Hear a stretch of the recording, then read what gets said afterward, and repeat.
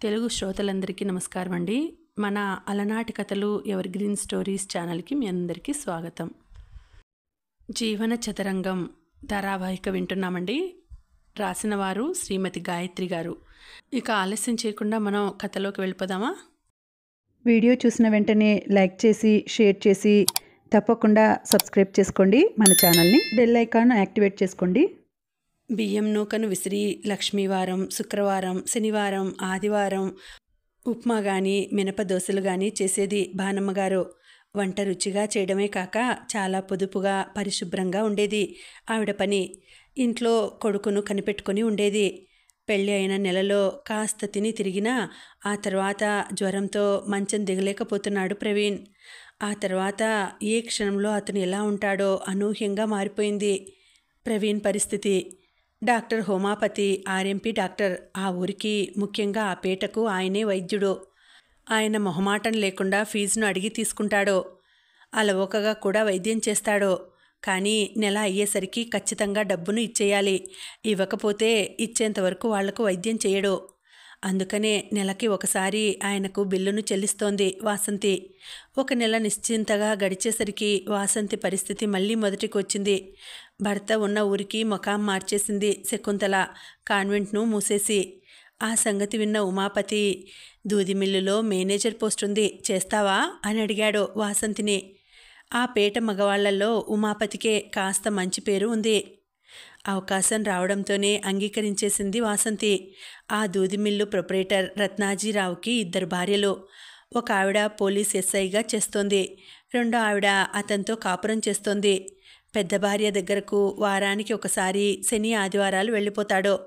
లంక భూములు, వ్యవసాయం చూసుకోవటంలో అతను బిజీగా ఉంటాడు. కాబట్టి బాధ్యతగా పనిచేసే వ్యక్తి దొరికితే 2000 ఇస్తానన్నాడు. ఉమాపతి వెంటే వెళ్ళి ఆ దూది మిల్లులో పనికి కుదిరింది వాసంతి. రోజు వాసంతి వెళ్ళే టైం, ఎదురింటి మేడ మీద త్రిశూలం పాణి ఆఫీస్కి వెళ్ళే టైము ఇంచుమించుగా ఒకటే కావటంతో వాసంతి కంటే ముందుగానో వెనకనో వెళుతూ కనిపించేవాడు. లేకపోతే స్కూటర్ బయటకు తెచ్చుకుంటూ రోజు ఆమె వెళ్ళే సమయానికి ఆ ప్రయత్నంలో ఉండేవాడు. ఎదిరిల్లే అయినా వాసంతి పరిచయం చేసుకోవాలని అనుకోలేదు. అతని వివరాలు ఆమెకు తెలియవు. మొదటి పరిచయంలోనే వాసంతికి అతని కళ్ళల్లో లీలగా ఆరాధన భావం కనిపించింది. అది ఆమె పెళ్లిలో అతను గిఫ్ట్ కూతురు చేత ఇప్పిస్తున్నప్పుడు మరింత స్పష్టంగా చూడగలిగింది. మిగిలిన వాళ్ళలా ఆకలి చూపులు కాక ఆరాధన కనిపించేసరికి మొదటిసారి విభ్రాంతురాలైంది. ఆ తర్వాత అతను ఎప్పుడు కనిపించినా ముఖం తిప్పుకొని చాలా జాగ్రత్తగా ఉండేది. ఆకలి చూపుల మగవాళ్ల మీద తేలికపాటి అభిప్రాయం కలుగుతుంది. వాళ్ళని తేలికగా గుర్తించి దూరంగా ఉంచవచ్చు, గొంగళి పురుగుల్లా దులపరించి వేయవచ్చు. కానీ ఇలా ఆరాధనగా చూసే మగవాళ్లకు దూరంగా ఉండాలి. ఆ ఆరాధన మనసుకి బంధాలు వేసే ప్రమాదం ఉంటుంది కాబట్టి జాగ్రత్త పడాలి అనేది ఆమె సిద్ధాంతం. అందుకనే పొరపాటును కూడా పలకరించే అవకాశం ఇవ్వక అపరిచితురాలుగానే మిగిలిపోయింది. అతను కూడా ఆమెను ఇక ఎప్పుడూ పలకరించాలని చూడక కళ్ళతో అబ్జర్వ్ చేస్తుండిపోయేవాడు. మరో నెల భాద్రపద మాసం గడిచింది. ఆషాఢ మాసంలో తండ్రి పోయాడు. శ్రావణ మాసంలో వాసంతి పెళ్ళయింది. భాద్రపదం వెళ్ళి ఆశ్వయుజం వచ్చేసరికి ప్రవీణ్ పూర్తిగా మంచం దిగటం మానేశాడు. కార్తీక మాసం ప్రవేశించేసరికి శవాకారంగా మారిపోయాడు. అన్నం అవసరం లేక ద్రవ పదార్థాలు గొట్టాల ద్వారా పోస్తూ ఉన్నారు. అపస్మారక పరిస్థితిలో ఉన్నాడు. ఆ పరిస్థితిలో కూడా వాసంతి కంఠం వినబడితే చాలు ఆ వైపు తల తిప్పి చూస్తాడు.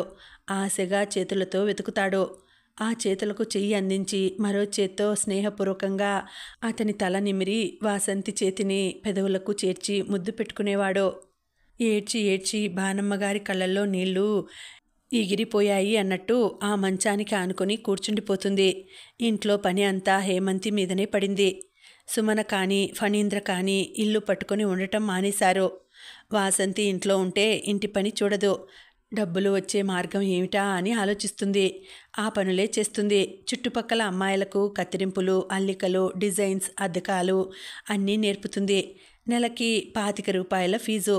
ఇంటర్ వరకు ఇంగ్లీష్ మీడియం ట్యూషన్ చెప్తుంది. 2000 మిల్లులోనూ బయట నెల తిరిగేసరికి ఇంకో 1000 సంపాదించేది. అది పాల ఖర్చు, కరెంటు పన్ను, పై అవసరాలు గడిపేది. 2 నెలలు కాన్వెంట్లో చేసిన వాసంతి శకుంతల ముఖం మార్చేశాక దూది మిల్లులో నెల పైన వర్క్ చేసింది. అంతలోనే వచ్చింది విఘాతం. ఆ వేళ ప్రవీణ్ పరిస్థితి మరీ సీరియస్గా ఉంది. డాక్టర్ ఉమాపతి అతన్ని కొంచెం జాగ్రత్తగా చూసుకోమని రోజుల్లోనే ఉన్నాడని చెప్పాడు. చుట్టాలు చివరి చూపులు చూడాల్సిన వాళ్ళు ఉంటే పిలిపించుకోమని చెప్పాడు. డాక్టర్ అంత స్పష్టంగా చెప్పేసి వైద్యం అనవసరం అనేయటంతో మొదట సంతోషించిన వాళ్ళు సుమన, ఫణీంద్రలు. వాసంతి చెల్లెళ్ళు భయభ్రాంతులయ్యారు. కన్న తల్లిగా భానమ్మగారి బాధ వర్ణనాతీతం. సుమన ఎంత చెబుతున్నా వినకుండా తల్లి మాటలు లక్ష్య పెట్టక టీవీలో సీరియల్ చూసి వచ్చేస్తానని వెళ్ళిపోయింది. ఓ స్నేహితుడిని కలుసుకొని 10 నిమిషాల్లో వచ్చేస్తానని ఫణీంద్ర వెళ్ళిపోయాడు. శరంతి కాలేజీకి వెళ్ళిపోయింది. వాసంతి కూడా మిల్లుకు బయలుదేరడంతో, వాసంతి, డాక్టర్ చెప్పిన మాట విన్నావుగా, వాడే వేళ ఎప్పుడు ఎలా ఉంటాడో, నువ్వు కూడా లేకపోతే నేనేం కాను అంది భానమ్మ భయంగా వాసంతిని వారిస్తున్నట్టు. నేను సెలవు అడిగి వచ్చేస్తానత్తయ్య, చెప్పకుండా మానేస్తే ఆయన ఇంకో మనిషిని పనిలో కుదుర్చుకుంటాడు. మీ అబ్బాయికి ఇద్దామంటే హార్లిక్స్ కూడా అయిపోయింది. అదేనా పోయకపోతే ఆ ప్రాణం ఇంకా నీరసపడిపోతుంది కదా. ఒక పావు గంటలో వచ్చేస్తాను, భయపడకండి. ఈ సమయంలో దగ్గర ఉండాలని నాకు తెలియదా అంది ఓదార్పుగా. భానమ్మ నిట్టూర్చింది. వాసంతి రోజులాగానే 3 కిలోమీటర్ల దూరం నడిచి మిల్లుకు వెళ్ళింది. ఆ వేళ రత్నాజీ ఆఫీస్ రూమ్లోనే ఉన్నాడు. రండి, ఏమిటివాళ ఇంత లేటుగా వచ్చారు అన్నాడు వాసంతిని చూసి. మా వారికి ఈ వేళ అస్సలు బాగోలేదండి, రాకూడదని అనుకున్నాను. కానీ మీరు మరో మనిషిని కుదుర్చుకుంటారేమో అని సెలవు విషయం అడగాలని వచ్చాను. నాకు ఒక వారం రోజులు సెలవు కావాలండి అంది వాసంతి. దానిదేముంది, వారం కాకపోతే 15 రోజులు సెలవు తీసుకోండి. డబ్బు ఏమైనా అవసరం ఉంటుందా? ఈ పరిస్థితుల్లో చాలా ఖర్చు ఉంటుంది కదా అన్నాడు లేచి దగ్గరగా వస్తూ, జేబులో నుంచి 100 రూపాయల కాగితాలు లెక్కబడుతూ, గుమ్మానికి అడ్డంగా నిలబడుతూ. అతని కళ్ళు కోరికతో ఎరుపెక్కాయి. వద్దండి, నా దగ్గర ఉంది. అంత మాట అన్నారు, అదే 10,000. అయినా తీసుకోగానే సరా, మళ్ళీ బాకీని తీర్చాలి కదా. ఆ తాహతు ప్రస్తుతం నాకు లేదు అంది అతన్ని సరిగ్గా గమనించకుండానే. మగవాళ్లను పరిశీలనగా చూడటం ఆమెకెప్పుడూ అలవాట్లేదు. వస్తానండి అంది సెలవు కోరుతూ. ఒక్క నిమిషం వాసంతి, నాకు మళ్ళీ మీరు రుణం తీర్చుకోవాల్సినటువంటి అవసరం లేదు. అప్పుడప్పుడు కాస్త కనికరం చూపిస్తే చాలు అంటూ 10,000 రూపాయల కట్ట వాసంతి చేతిలో పెట్టాడు. రత్నాజీ అదోలా నవ్వుతూ, కనికరమా అంటే తలెత్తి అర్థం కానట్టుగా చూసింది. మీ వారికి ఒంట్లో బాగోలేదు అన్నారు కదా, ఈ సంగతి మనం మరోసారి తీరికగా మాట్లాడుకుందాం. అందాక చిన్న ముద్దు అంటూ వాసంతి భుజాలు పట్టుకుని దగ్గరకు తీసుకుని ముఖం మీదకు వంగాడు రత్నాజీ. అతని నోటి నుంచి వెలువడే దుర్వాసన వాసంతిని స్పృహలోనికి తీసుకువచ్చింది. పరిస్థితి అర్థం కాగానే రత్నాజీ చెంప చెల్లుమనిపించి 10,000 నోట్ల కట్ట అతని ముఖాన విసిరికొట్టి గిర్రున తిరిగి మెరుపులా బయటకు పరిగెత్తి వచ్చింది. ఆమె గుండెలు ఇంకా వేగంగానే కొట్టుకుంటూనే ఉన్నాయి. రత్నాజీ కళ్ళల్లో ఆమెకి ఏనాడు మనసులోని దుర్మార్గపూరితమైన ఆలోచన కనిపించలేదు. ఇలాంటి వాళ్ళనిగా గోముఖ వ్యాఘ్రాలు అనేది. భగవంతుడా, రెప్పపాటులో ఎంత ప్రమాదం తప్పింది. ఈ మగవాళ్లకు ఆడదాన్ని చూడగానే ఇలాంటి నీచమైన ఆలోచనలు ఎందుకు కలుగుతాయో. ఈ ఆధారం కూడా చేజారిపోయింది. రేపటి నుంచి మళ్ళీ ఉద్యోగపు వేట తప్పదా? నన్నెందుకు ఆడపిల్లగా పుట్టించావు స్వామి? హాయిగా మగవాడినైతే నిర్భయంగా బ్రతికేదాన్ని కదా. రేపటి నుంచి ఇల్లు ఎలా గడుస్తుంది అని చింతిస్తూ ఆమె వచ్చేసరికి ప్రవీణ్ని వీధిలో పడుకోబెట్టేశారు. అతని చుట్టూ జనం మోగి ఉన్నారు. వాసంతి వాళ్ళను అడ్డు తప్పించుకుని వెళ్ళింది.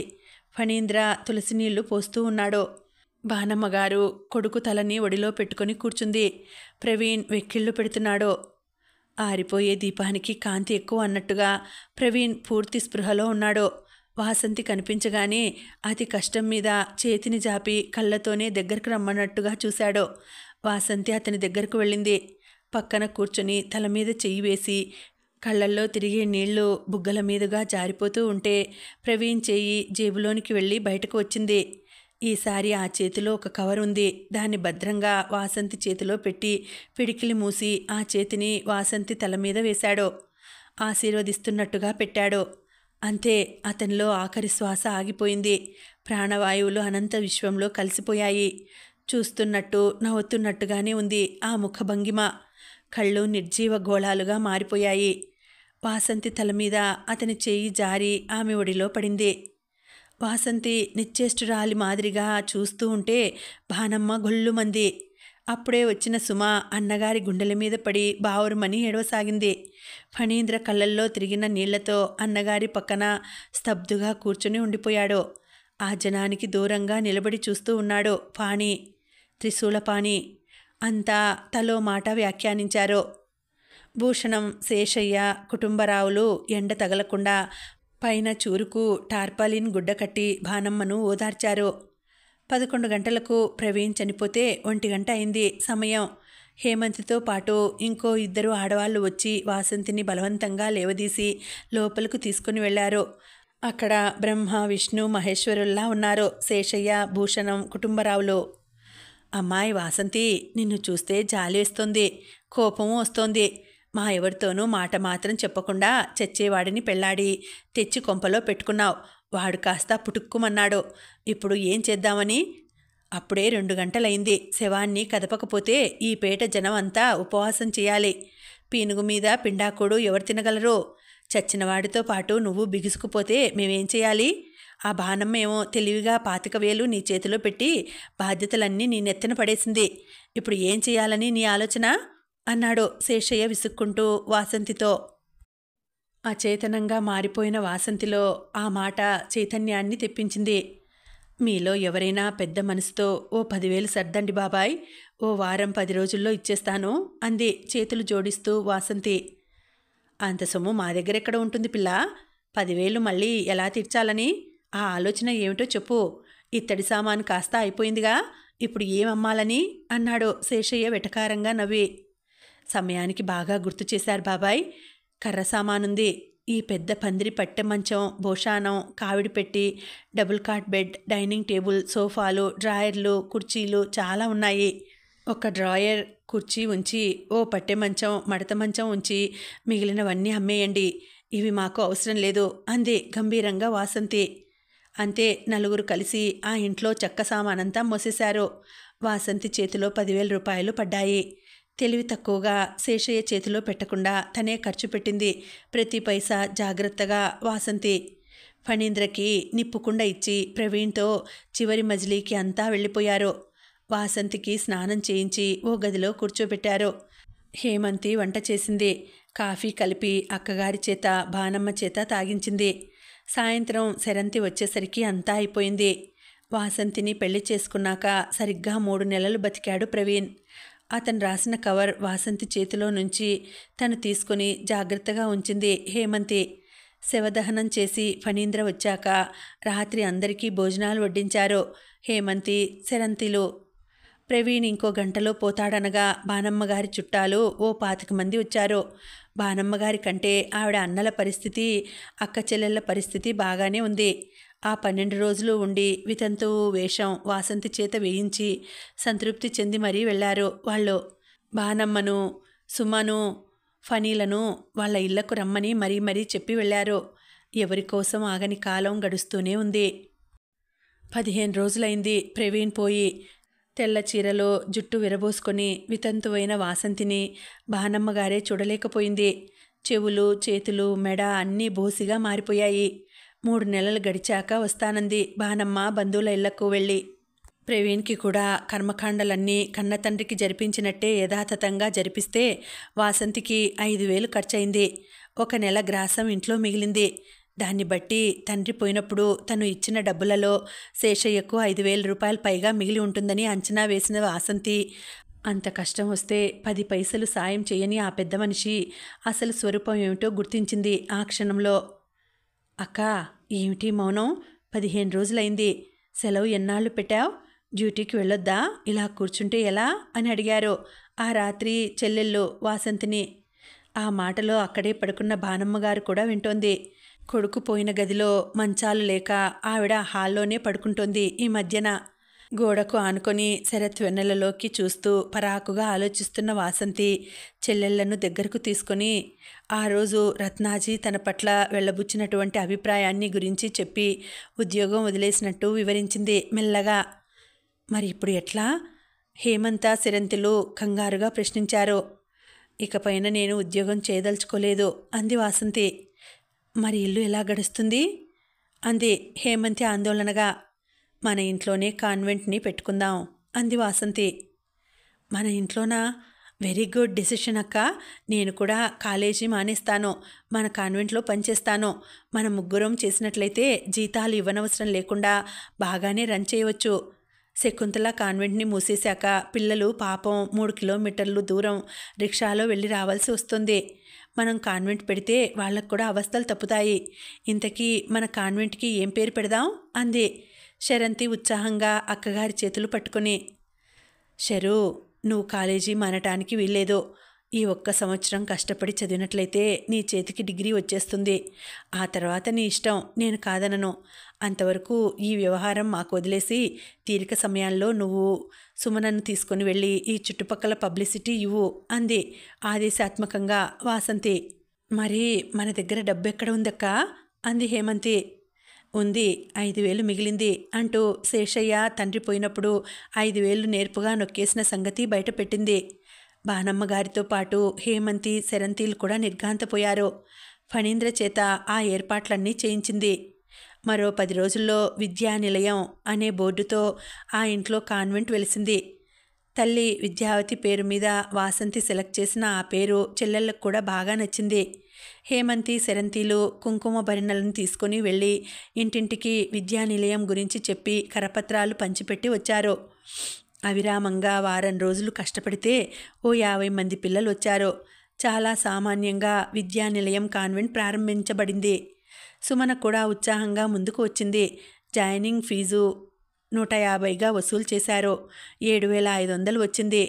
ఆ డబ్బు వాసంతిని తన దగ్గర ఉన్న 5,000లో 1,000 మాత్రమే ఖర్చు పెట్టి మిగిలినది 15,000 శరంతి చేత బ్యాంకులో వేయించి 1,500 ఇంట్లో ఉంచింది. హాల్లోనే ఆ పిల్లలకు కూడా కూర్చోవడానికి బరకాలు వేసి తను డ్రాయర్ కుర్చీ వేసుకుంది వాసంతి. సుమన ఆ పిల్లలకు ఆలు గుణింతాలు చెబితే ఇంగ్లీషు, లెక్కలు, పద్యాలు, పాటలు వాసంతి నేర్పితే హిందీ, ఎక్కాలు, డ్యాన్సు, ఆటలు హేమంతి నేర్పేది. ఇల్లు పెరడు శుభ్రం చేసి పిల్లల్ని శుభ్రపరిచి వాళ్ల బాక్సులు, క్యారియర్లను కడిగేందుకు అంకమ్మ అనే పని మనిషిని 150 రూపాయలు ఇచ్చి నియమించింది. ఫణి మాత్రం ఆ కాన్వెంట్ పిల్లలతో అరవడం తనకి చేత కాదని చేతులెత్తేశాడు. బానమ్మగారి చేత ఏ పని చేయించేది కాదు వాసంతి. ఏ వేళప్పుడు ఎవరో ఒకరు వచ్చి ఆవిడని పరామర్శిస్తూనే ఉన్నారు. కాఫీలు పెట్టడం, వంట చేయటం వాసంతి డ్యూటీగా మారితే హేమంతి లేవగానే ఇల్లు తుడిచి తడిగుడ్డలు వేసి గిన్నెలన్నీ తోమి పచ్చళ్లను రుబ్బేది. సుమన కాన్వెంట్ టైంలో పిల్లలతో గడిపి తరువాత సీరియల్స్ చూసేది వెళ్ళి. ఇంట్లో ఏ పని ముట్టుకునేది కాదు. అయినా ఆడబిడ్డగా ఆమెను ఏమీ అనేవారు కాదు వాళ్ళంతా. ఎవరి పనులు వారి యంత్రాల్లాగా చేసుకుని పోయేవారు. ఇక శరంతి దినచర్య నిద్ర లేవగానే కాలకృత్యాలు తీసుకుని వెళ్ళి పాలు పోయించుకొని తేవటం, తర్వాత 2 బిందెలు కుళాయి నీళ్లను పట్టి ఇంట్లో పెట్టడం, తర్వాత కాఫీ తాగి స్నానం చేసి తన బట్టలు సోప్ పెట్టి ఉతుక్కొని స్నానం చేసి అలంకరించుకొని వాసంతి కుట్టిన చీరలు, బ్లౌజులు వగైరా తీసుకువెళ్ళి ఎవరిది వారికి అప్పగించి డబ్బులు వసూలు చేసి పచారీ కొట్లో పని, మార్కెట్ పని చేసుకొని వచ్చి భోజనం చేసి బాక్స్ సర్దుకొని కాలేజీకి వెళ్ళిపోయేది. మళ్ళీ సాయంత్రం 5:30కు వస్తూనే బట్టలు మార్చుకొని ముఖం, కాళ్ళు, చేతులు కడుక్కొని బొట్టు పెట్టుకొని అక్కగారు ఇచ్చే టీ తాగి 2 బిందెల మంచినీళ్లు తెచ్చి పెరట్లో పువ్వులు కోసి మాల కట్టి సుమా, హేమంతులకు ఇచ్చి తాను పెట్టుకుని 9 గంటల వరకు నోట్స్ రాసుకోవడం, చదువుకోవడం చేసి ఆ తర్వాత అంతా రాత్రి ఒకేసారి భోజనం చేసేవారు. అప్పుడు నిద్ర వచ్చే వరకు వాసంతి ఒడిలో తల పెట్టుకుని పడుకొని కాలేజీ కబుర్లు చెప్పి ఇంట్లో విశేషాలు అడిగి తెలుసుకొని మాట్లాడుతూనే నిద్రపోయేది. చిన్నప్పుడు ముగ్గురు పెద్ద పందిరి మంచం మీద పడుకునేవారు.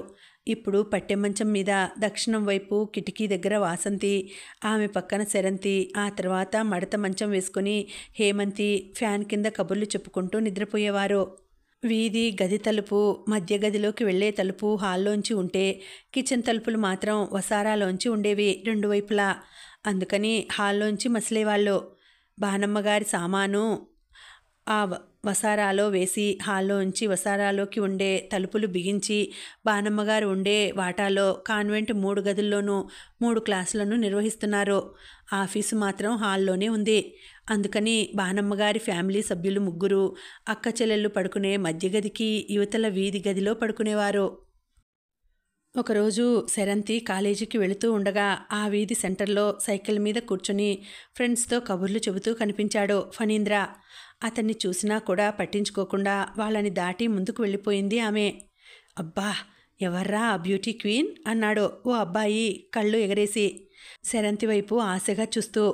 అంతే, అతని చెంప చెళ్ళుమంది. శరంతి ఉలికిపాటుగా వెన్నుతిరిగి చూసింది ఫణి స్నేహ బృందం వైపు. ఎందుకురా నన్ను కొట్టావో అన్నాడు ఆ కుర్రాడు ఏడుపు ముఖంతో. కొడతానా కోస్తానా? ఆ అమ్మాయి ఎవరనుకుంటున్నావు? మా వదిన చెల్లెలు శరంతి, నాకు కాబోయే భార్య. ఆ పిల్లకి లైన్ వేయడానికి నాకే ధైర్యం సరిపోవట్లేదు. పెద్ద మొగాడిలాగా నువ్వా కబుర్లు చెప్పేది? నాలుకని చీరేస్తాను, జాగ్రత్త. పిచ్చి పిచ్చి వేషాలు వేయకు అన్నాడు ఫణీంద్ర మండిపడుతూ తన మనసులోని అభిప్రాయాన్ని వ్యక్తం చేశాడు. నా కాబోయే భార్య అనే మాట ఫణి నోటి నుంచి విన్న శరంతి దిగ్భ్రాంతిగా మారిపోయింది. అప్పటికే 4 మాసాలుగా ఆ ఫ్యామిలీ వాళ్ళ ఇంట్లో ఉంటూ ఉన్న ఫణీంద్ర శరంతిలు ముఖాముఖి ఎదురుపడటమే చాలా అరుదు. కారణం, శరంతి ఇంట్లో ఉంటే అతను ఉండడు, అతను ఉంటే ఆమె ఉండదు. రోజుకి ఒకటో అరో అతను కనిపిస్తాడు. అది కూడా బ్రష్ చేసుకుంటూనో, తల్లి చేత తలకి నూనె రాయించుకుంటూనో, నూతి దగ్గర స్నానం చేస్తూనో, కాఫీ తాగుతూనో. అంతే. మధ్యాహ్నం అతను భోజనానికి వచ్చినప్పుడు శరంతి కాలేజీలో ఉంటుంది. ఫణి 4 గంటలకు లేచి ట్రిమ్ముగా తయారై వెళ్ళాక ఆమె ఇంటికి వస్తుంది. రాత్రి అతని ఇంటికి వచ్చేసరికి మంచి నిద్రలో ఉంటుంది. ఆదివారాలు కూడా అతను వచ్చేసరికి బట్టలను ఇస్త్రీ చేసుకుంటూ ఉంటుంది. అతను లేచేసరికి ఫ్రెండ్స్ ఇళ్లకు వెళ్ళిపోతుంది. అందుకని ఒకే ఇంట్లో ఉన్న ఎదురుపడని తన గురించి ఫణి వ్యక్తం చేసిన అభిప్రాయం శరంతిని ఆలోచనలో పడేసింది. నోట్లో నువ్వు గింజ కూడా దాగని శరంతి ఆ రాత్రి వాసంతి ఒడిలో తలపెట్టుకుని ఆ సంగతి చెప్పేసింది. సరు, హేమా, ఫణి వయసు వచ్చిన కుర్రాడు. మీరిద్దరూ చాలా జాగ్రత్తగా ఉండాలి. ఈ వయసు అనేది మహా చెడ్డది. చెప్పానుగా, ఈ జీవన చదరంగంలో ఆడాలి కానీ ఓడిపోకూడదు. ఉద్యోగము సద్యోగము లేనివాడు, పైసా ఆదాయం రానివాడు, ఊరి మీద బలాదూరుగా తిరిగేవాడు, చంచల స్వభావుడు. ఏ అర్హత ఉందని అతన్ని నమ్మి జీవితాన్నిస్తారు మీరు? మరి నీ సంగతేమిటి? నువ్వు ప్రవీణ్ని ఎందుకు చేసుకున్నావంటారా? అతడు పోతాడని తెలిసే కావాలని నేను అతన్ని చేసుకున్నది. కన్నెచెర వదిలించుకోవాలని, మీకు ఆధారంగా మిగిలిపోవాలని మాత్రమే. మీరు నాలా కాకూడదు. ఉద్యోగంలోనూ జీవితంలోనూ భద్రత సంపాదించుకునేంతవరకు మీ ఇద్దరికీ అమ్మా నాన్న లేని లోటు తెలియకుండా నేనుంటాను తోడుగా అంది చెల్లెళ్ళ తలను నిమురుతూ వాసంతి.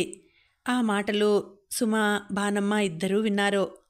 నాకు ఆ ఫణి అంటే మంట. అసమర్థులు అంటే నాకు గిట్టదక్క. నేను అతనికి ఎప్పుడూ అందనంత దూరంలో ఉంటాను. అతని పట్ల నాకు ఏమాత్రం సదభిప్రాయం లేదు. నా విషయంలో నువ్వెప్పుడూ ధైర్యంగా ఉండొచ్చు అంది ఖచ్చితమైన స్వరంతో హేమంతి. శరంతి నిద్ర నటించింది, సమాధానం చెప్పడం ఇష్టం లేక. నాకు తను కాబోయే భార్య అంటున్న ఫణి కంఠం ఆమె చెవుల్లో మారు మ్రోగుతోంది. అక్క అన్నట్టు ఫణికి బాధ్యత తెలియదు, పైసా సంపాదన చేత కాదు, సోమరి అవునో కాదో తెలియదు. కానీ ఆ అమ్మాయి మా వదిన చెల్లెలు అనే బంధంతో అనుబంధాన్ని సృష్టించాడు. ఏదేమైనా ఫణిని బాగా అబ్జర్వ్ చేయాలి అనుకుంది. కారణం, వాసంతి కట్న కానుకల రూపంలో ఫణికైతే ఎక్కువ ఇవ్వనవసరం లేదు. శరంతి ఆలోచనలు ఇలా ఉంటే ఫణి ప్రతి రాత్రి కొంప చేరేసరికి 10, 11 అయ్యేది.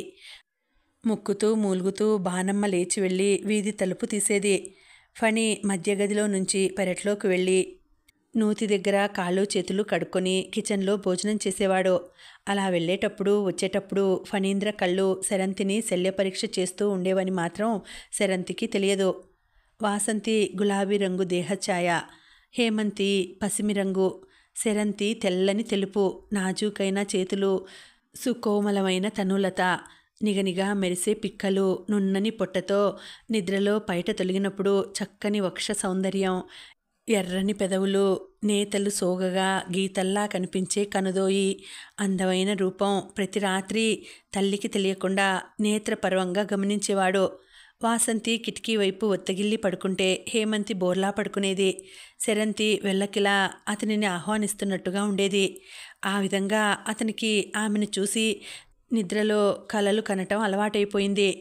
ఓ రోజు నిద్రలోనే ఇటు ఒత్తిగిల్లడంతో శరంతి చెయ్యి వీపు కింద పడడంతో దాన్ని తీయడం కోసం లేచిన వాసంతి గోడ నానుకొని శరంతిని చూస్తున్న ఫణిని చూసి నొసలు చిట్లించింది. ఫణి కంగారుగా కిచెన్లోకి తప్పుకున్నాడు. మర్నాడు, చూడు ఫణి, నువ్వు రాత్రి 10-11 వరకు బయట తిరిగి చేసే రాజకార్యాలు ఏమున్నాయి? మీ అమ్మగారిని ప్రతి రాత్రి మంచి నిద్రలో ఉండగానే లేవగొడుతున్నావు. నీకు అన్నం పెట్టి పడుకున్నా ఇక ఆవిడకు నిద్ర పట్టడం లేదు. పెద్ద కొడుకు గుర్తుకు వచ్చి ఏడుస్తూ నిద్ర లేకుండా బాధపడుతున్నారు. ఆ సంగతి ఏమైనా గ్రహించావా? అంది వాసంతి. నిరుద్యోగికి వేరే పని ఏముంటుంది వదినా? ఉద్యోగం కోసం తిరగడమే. అదే నేను చేసే రాజకార్యం. పరోపకారం కూడా చేస్తూ ఉంటాను అన్నాడు. ఇవాల్టి నుంచి 9 అయ్యేసరికి నువ్వొచ్చేయాలి. నిద్రలో ఆడపిల్లలు ఒళ్ళు తెలియకుండా పడుకుంటారు. అలాంటప్పుడు నువ్వు మా గదిలో నుంచి మసలటం కూడా మంచిది కాదు అంది వాసంతి హెచ్చరికగా. జీ అన్నాడు తల వంచి తల్లి చేత నూనె రాయించుకుంటూ ఫణి. నూతి దగ్గర బట్టలు ఉతుక్కుంటూ ఫణీంద్రను మొదటిసారి కుతూహలంగా చూసింది శరంతి. ఆమెకు వాసంతి వల్ల రాత్రి ఫణి నిద్రలో తనను రెప్పవాల్చకుండా చూస్తూ ఉన్నాడనే సంగతి తెలిసింది. ఫణి మనోగత అభిప్రాయం ఆమెకు తెలిసింది. ఫణీంద్ర చామన ఛాయగా ఉంటాడు. సన్నగా, బాగా పొడుగ్గా, చురుకైన కనులతో, అల్లరిగా నవ్వే అధరాలతో, అందమైన ముఖంతో, అంతకంటే అందమైన మగసిరి ఉట్టిపడే మీసంతో, గిరిజాల క్రాఫ్ట్తో అమ్మాయిలు మళ్ళీ మళ్ళీ చూడాలి అనుకునేంత మంచి రూపంతో ఉంటాడు. అతని రూపం శరంతికి నచ్చింది. అతనితో ఏకాంతంగా మాట్లాడి అలవాట్లు, అభిరుచులు తెలుసుకోమని ఆమె కన్యహృదయం పోరాటం ప్రారంభించింది. దానికి అవకాశం ఆ రాత్రి లభించింది అనుకోకుండా. వాసంతి శాసనాన్ని శిరసావహించి 9 కాకుండానే వచ్చేశాడు ఆ రాత్రి ఫణి. అంతా ఒక్కసారి కూర్చున్నారు భోజనానికి. మధ్యగా పదార్థాలు ఉంచి చుట్టూ గుండ్రంగా కూర్చున్నారు. ముందుగా తినేసిన ఫణి చెయ్యి కడుక్కొని లేచి వెళ్ళిపోయాడు. ఆ తర్వాత మజ్జిగన్నం తిని లేచింది శరంతి. ఇంతలో గప్పుమని దీపం ఆరిపోయింది. సరు, దీపం వెలిగించి తీసుకొనిరా, ఈ చీకట్లో ఏం కనిపించటం లేదు అంది వాసంతి బాణమ్మకి పులుసు వేయబోతూ ఆగి. అలాగే అక్క, ఎక్కడ ఉంది లాంతరు అంది శరంతి చెయ్యి కంచంలో కడిగేస్తూ. మిషన్ పక్కన ఉంది, అగ్గిపెట్టి కూడా అక్కడే ఉంది అంది వాసంతి. శరంతి చీకట్లో తడుముకుంటూ హాల్లోకి వచ్చింది. వీధిలో నుంచి ఏటవాలుగా వీధి దీపం కాంతి హాల్లో పడుతోంది. ఇదేమిటి, బయట కరెంటు ఉంటే మన ఇంట్లో మాత్రమే పోయింది అంటూ స్వగతంలా అనుకుంటూ లాంతరు వెతకడం మొదలుపెట్టింది. కరెంటు పోలేదు, నేనే ఫీజు లాగేశాను అంటూ శరంతిని గబాలన వాటేసుకున్నాడు ఫణి. కెవ్వుమని అరవబోతున్న ఆమె నోటిని చేత్తో అదిమి, అరవకు తల్లి, నీకు పుణ్యం ఉంటుంది. రాక వచ్చిన ఈ గోల్డెన్ ఛాన్స్ని వినియోగించుకోనివ్వు. Please sir, I love you అన్నాడు ఫణి మెల్లగా నోటి మీద చేతిని తీసి చెంపను సున్నితంగా చుంబిస్తూ. ఏ ఫణి, నీకెంత ధైర్యం, వదిలి నన్ను అంది. మనసులో ఆ స్పర్శ ఇష్టంగానే అనిపించినా ఏదో భయం వేసి కంఠం తగ్గించి రహస్యంగా అంది శరంతి. ఈ ధైర్యం తెచ్చుకోవడానికి 4 నెలలు దాటిపోయింది సరు. డార్లింగ్, కన్నెపిల్ల కౌగిలిలోని తీయదనం పూర్తిగా తెలుసుకొని ఒక స్మాల్ స్వీట్ కిస్ అంటూ పెదవులు కలిపేశాడు. అతని చేతులు నడుం మీద నుంచి పైకి జరిగి శరంతి శరీరాన్ని సున్నితంగా తాకాయి. చప్పున ఆ మత్తులో నుంచి విడివడి అతని పెదవులను కసుక్కున కొరికి ఫణిని దూరంగా నెట్టేసింది బిడియంగా. అల్లరిపిల్ల, ఇదేం మోటు సరసం అన్నాడు పెదాలు మంట పుట్టి. సరు, దీపం ఏది అని హేమంతి పిలవటంతో, మన ఇంట్లో ఫ్యూజ్ పోయింది అంటే ఫణి బావ వేస్తున్నాడు అంటూ లాంతరు వెలిగించింది శరంతి. ఆమె నవ్వే కళ్ళతో గమనిస్తూ ఆ వెలుగులో ఫ్యూజ్ వేస్తూ, తెలిసిందిలే అమ్మాయి కథ నాకు తెలిసిందిలే అని ఈల పాట పాడాడు. శరంతి బుగ్గలు ఎరుపెక్కాయి. సరు, కాలేజీకి వచ్చేయనా? ఎక్కడ కలుసుకుందాం? ఇంట్లో అయితే మీ అక్క వీపు విమానం మూత మోగించేస్తుంది మరి అన్నాడు ఫ్యూజ్ వేసి. దీపాలు వచ్చాయి. కుర్చీ దిగుతూ శరంతి బుగ్గ గిల్లాడు. ఆ పని మాత్రం చేయకు మహానుభావా. రేపు ఆదివారం రాజమండ్రి పార్కులో కలుసుకుందాం. గుట్టుగా ఉండాలి మన వ్యవహారం. బీ కేర్ఫుల్ అంది Saranthi. Okay darling, thanks a lot అనేసి ఏమీ ఎరుగని అమాయకుడిలా బయటకు వెళ్ళిపోయాడు ఫనీ. అమ్మో, ఎంతైనా మగనైజం బయటపెట్టాడు ఫనీ బావా అని నవ్వుకుంది. అతని స్పర్శ ఇంకా వదల్లేని తమకంతో శరంతి. అనుకున్నట్టుగా పార్కులో కలుసుకున్నారు ఆదివారం సాయంత్రం. శరంతి, ఫణీంద్రలు ఎవరూ లేని చోట కూర్చున్నారు ఇద్దరు. శరంతి బొమ్మలా ఉండిపోయింది. ఏదో తప్పు చేస్తున్నట్టుగా భయము, కంగారు, ఎవరి కళ్ళల్లో పడాల్సి వస్తుందో అని ఆరాటం కలిసి ఆ పిల్లని సాహసం చేశావు అని మందలిస్తున్నట్టుగా అనిపించింది. ఈ సంగతి తెలిస్తే అక్క ఏం చేస్తుంది? తిడుతుందా, కొడుతుందా, కోప్పడుతుందా? అంతవరకు ఎప్పుడూ వాసంతి ప్రేమానురాగాలని మాత్రమే రుచి చూసింది తను. కోపము, విసుగు, చిరాకు తలుచుకోవటానికే భయం వేసింది. తను అక్క ఆత్మీయతనే పొందాలి అంటే ఈ ఫణితో చాలా జాగ్రత్తగా వ్యవహరించాలి. తన నిర్ణయాన్ని అక్క ఆమోదించాలి, మెచ్చుకోవాలి. అంతేగాని అయిష్టాన్ని, అసహ్యాన్ని, అపహాస్యాన్ని మాత్రం భరించలేదు. తన వల్ల అక్కకి లేనిపోని సమస్యలు, చిరాకులు, చికాకులు, తలనొప్పులు కలగకూడదు అంటే తను. సరు, ఏమిటి ఆ పరధ్యానం? ఏం ఆలోచిస్తున్నావు? ఇక్కడికి వచ్చింది ఈ మౌనం కోసమా? ఏమిటలా బొమ్మలా బిగుసుకుపోయావు అన్నాడు ఫణి. తెలిసిన వాళ్ళ దృష్టిలో పడితే అక్క ఏం చేస్తుంది అని ఆలోచిస్తున్నాను అంది. ముందు వీపు చిట్ల కొడుతుంది, అది ఖాయం అన్నాడు నవ్వుతూ. అయితే నేను వెళ్తాను అంది గబాలన లేస్తూ శరంతి. ఏయ్ పిచ్చి, వెళ్ళడానికా వచ్చింది? ప్రేమికులు పిరికివాళ్ళు కాకూడదు. డార్లింగ్, ఎందుకు భయం? రాక రాక వచ్చిన సువర్ణ అవకాశాన్ని ఉపయోగించుకోవాలి. హాయిగా మనసులు విప్పి మాట్లాడుకోవాలి అంటూ శరంతి గడ్డం పట్టుకొని కళ్ళల్లోకి చూస్తూ అన్నాడు ఫణీంద్ర. ఏం మాట? అంతే ఆశ్చర్యంగా చూస్తూ అంది శరంతి. అదే ఐ లవ్ యూ అని చెప్పేయి అన్నాడు ఆత్రంగా చూస్తూ. నీకు సినిమా పరిజ్ఞానం బాగానే వంట పట్టింది బావా. ఆ మాట చెప్తేనే ప్రేమ ఉన్నట్టా? అయినా నేను ఆ మాట చెప్పను, చెప్పలేను అంది ఖచ్చితంగా. ఎందుకని? ఫణీంద్రకు కోపం వచ్చింది. ఆ మాట చెప్పాలంటే నిజంగా నీ మీద ప్రేమ కలగాలి కదా అంది. అయితే ఇప్పుడు నా పట్ల ప్రేమ లేదా అడిగాడు ఫణీంద్ర. లేదు, ఖచ్చితంగా సమాధానం వచ్చింది. మరి ఎందుకొచ్చావు అడిగాడతను. నువ్వు రమ్మన్నావని చెప్పిందామే. నా పిలుపుని మన్నించి వచ్చావంటే నా మీద ప్రేమ ఉన్నట్టే కదా అడిగాడు ఫణీంద్ర. నీ మీద ప్రేమతో రాలేదు. నేను రాకపోతే నువ్వు బాధపడతావేమోనని ఆ జాలి కలగడమే ప్రేమంటే చెప్పాడు ఫణీంద్ర. అది ప్రేమో దోమో నాకు తెలియదు కానీ త్వరగా నన్ను ఎందుకు పిలిచావో చెప్పు. నేను ఇంటికి వెళ్ళాలి, లేకపోతే అక్కకి అనుమానం వస్తుంది. ప్రేమ లేకపోతే నా పట్ల ఇంకేముంది? అతను వదిలిపెట్టలేదు. ఇష్టం ఉంది, అభిమానం కలుగుతుంది. ఆ ఇష్టమే ప్రేమంటే అన్నాడు ఫణీంద్ర. పిచ్చి బావా, ఒక మనిషిని ప్రేమించాలంటే దానికి కూడా కొన్ని క్వాలిఫికేషన్స్ కావాలి. ఆ ప్రేమ పట్ల, మనసు పట్ల కూడా. నాకు నీ రూపం నచ్చింది సరే, మనసు తెలియదు. గుణగణాలు కానీ, వ్యక్తిత్వం కానీ, ప్రవర్తన కానీ ఏమీ తెలియదు. నువ్వు ఐ లవ్ యూ అని చెప్పగానే అయిపోయి అన్నీ ఇచ్చేయడానికి, వలిచి వడిలో వాలిపోవడానికి నేనేమి పిచ్చిదాన్ని కాను, అమాయకురాల్ని కాను, అజ్ఞానిని కాను, సగటు మనిషిని, మధ్యతరగతి అమ్మాయిని. జీవితం అంటే ఏమిటో తెలిసిన ఒక సామాన్యమైన యువతిని. నేను ఇలా అంటున్నందుకు నీకు కోపం వచ్చినా ఒక్క మాట చెప్తాను విను. నేను నిన్ను ఏం చూసి ప్రేమించాలి? నీ వెనుక ఎన్నాళ్ళు కూర్చుని తిన్నా తరగని సిరి సంపదలు ఉన్నాయనా? పేరు, కీర్తులు, కీర్తి ప్రతిష్టలు ఉన్నాయనా? నువ్వు గొప్ప జ్ఞానవేత్తవనా, శాస్త్రవేత్తవనా, సంఘ సంస్కర్తవనా, పెద్ద ఉద్యోగం వస్తుందనా, లేక బతకటం తెలిసిన వ్యక్తివనా? నీ తాహత ఏమిటి, అర్హత ఏమిటి? ఇవేమీ లేకపోయినా పర్వాలేదు, కనీసం నీకు బాధ్యత కూడా తెలియదే. కర్మ, కేవలం గాలి తిరుగుడు తిరిగే సోమరిపోతుని ఏ ఆడది ప్రేమిస్తుంది? కాసుల్ని ఆశించి వచ్చే విలయాలు తప్ప ఇల్లాలు కాదల్చుకున్న ఏ ఆడపిల్ల ప్రేమించదు. బావా, నా ప్రేమ నీకు కావాలంటే ముందు నువ్వు సంపాదనా పరుడివి కావాలి. నీ తల్లిని, చెల్లిని పోషించుకోగల దమ్ము కావాలి. ఫలానా ఫణిని నేను ప్రేమించాను అంటే అక్క మెచ్చుకునేలాగా నువ్వు నిన్ను మార్చుకోవాలి. ఎవరి మీదో ఆధారపడి బ్రతికే అప్రయోజకత్వం పోయి ప్రయోజకుడివి కావాలి. అప్పుడు తప్పకుండా నీ మెడలో వరమాలను వేస్తాను. అవసరమైతే మా అక్కని ఎదిరించి నీ వెంట వచ్చేస్తాను.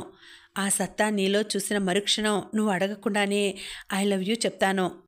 నా సర్వస్వం నీ పాదాల ముందు సమర్పిస్తాను.